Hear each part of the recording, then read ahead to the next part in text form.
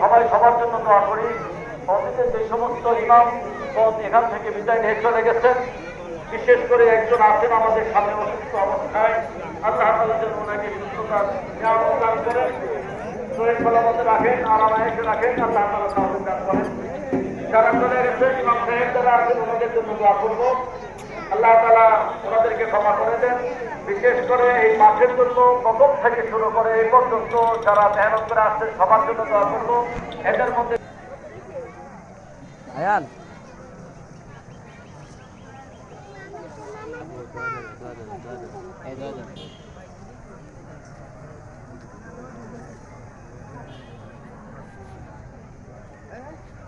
ঘর কাবার গিলাফে ধরে তারা নিজের গুণাবলী ক্ষমা চেয়েছে। ও আল্লাহ, ওই সমস্ত হাজিদেরকে নিয়ে তোমার শাহী দরবারে হাত উঠাইলাম।